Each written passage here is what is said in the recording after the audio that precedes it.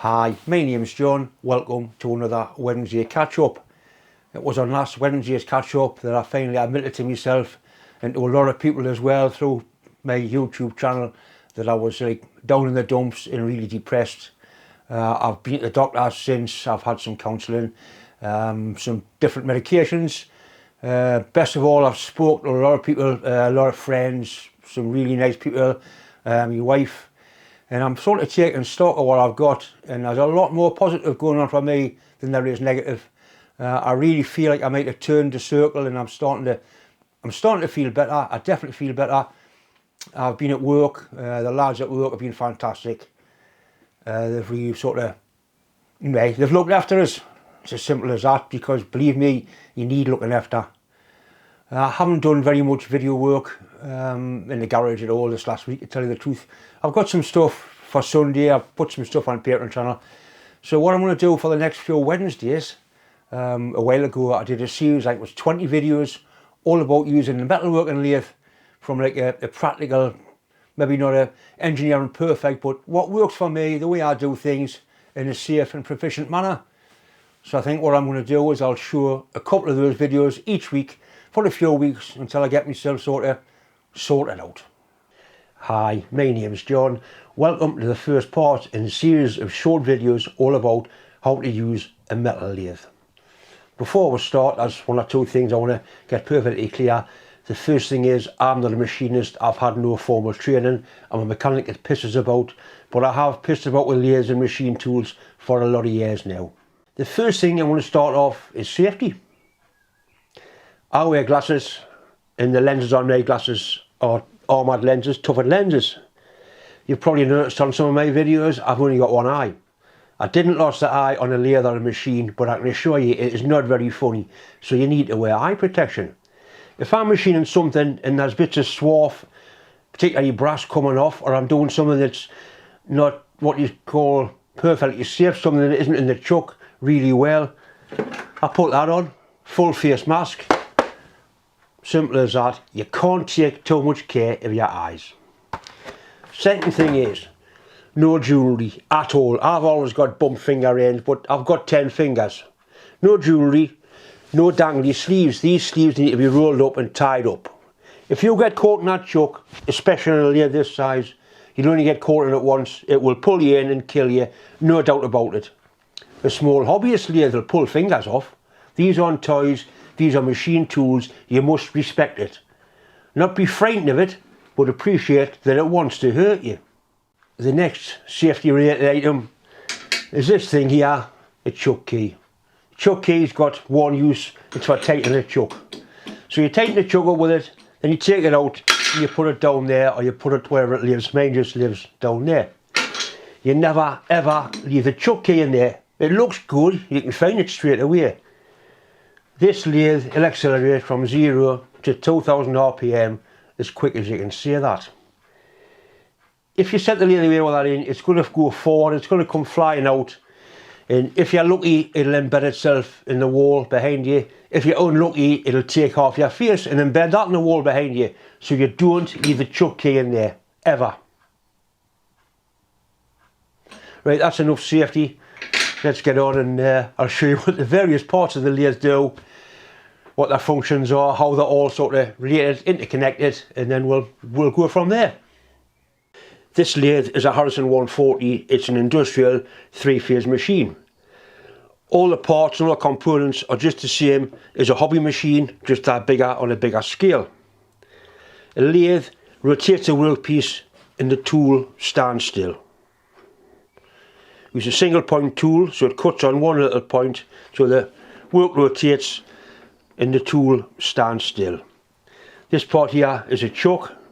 That's what holds the workpiece. There's various types of chuck. There's 4-jaw chucks, that's a 3-jaw chuck. Collet chucks, that's face plates. I will go through some of the different methods of work holding once we start to use the lathe. There's a big 3-phase motor down the back of there, which drives through a couple of belts in a gearbox and turns that. This goes between 32 and 2000 RPM.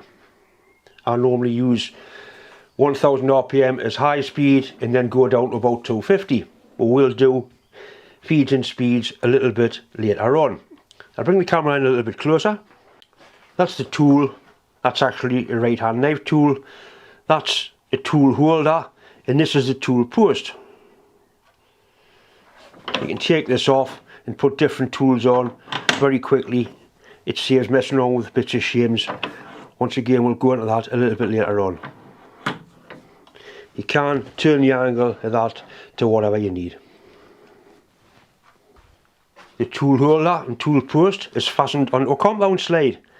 This can be set at any angle. It's used for cutting tapers as well as useful for screw cutting.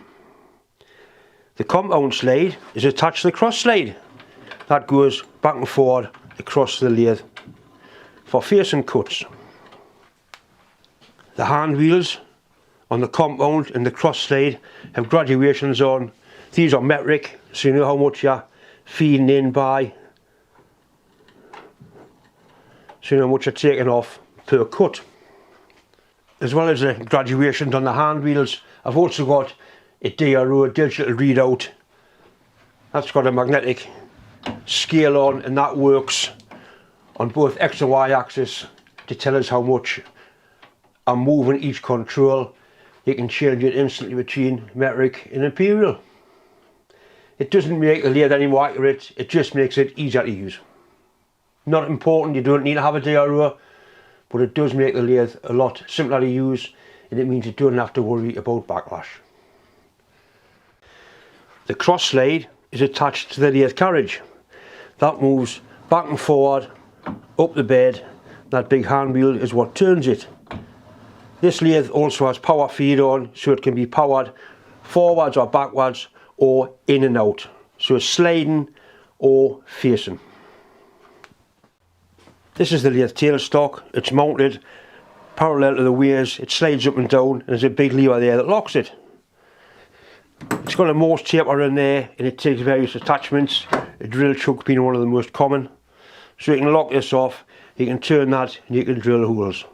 You can also put a centre in here to support the workpiece. That there simply locks the barrel off to stop it from moving.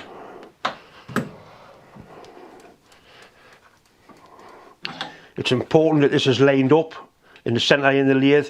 Once again, in a later video, I'll show you how that is achieved. The headstock on this machine, it's got levers there for changing different gears to vary the speed of the spindle. That's a high and low range on there. It's also got a clutch, so you can disengage the drive but leave the motor running.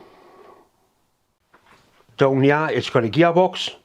The gearbox in here controls the ratio that the spindle turns compared to that screw there. That screw there is used for screw cutting.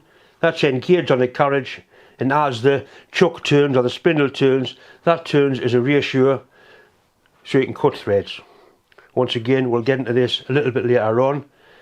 That one there alters the rotation of the lead screw forwards or backwards. This lathe also has a forward and backward switch on it, so I can run the lathe backward. It's got a 2-speed motor, high range and low range. So basically that was a quick insight or a quick look at what the various controls on the lathe do. The next one I'll probably cover actual tooling, and I'll do facing, I'll do surfacing, we'll get into screw cutting, boring, drilling. There's quite a lot to cover. A few people have asked us if I would do this sort of video, so I'll just sort of go with the flow and see what happens. If there's anything you'd like us to cover, as normal, just send us an email. Right, that's the end of the first part. I hope you enjoyed it, and I'm sure it'll get better as we get into the sort of workings of the lathe. Once again, it's time to say thanks for watching. A massive thanks for all the well wishes. I've had emails, letters, all kinds. I've had a lot of people message me saying that because of what I said, they've been and done something about the way they feel, and it's helped them. So if me talking like this, because it's not easy, believe me, if that's made one person help ourselves, it's been all worthwhile. Anyway, thanks for watching, and hopefully brighter times to come.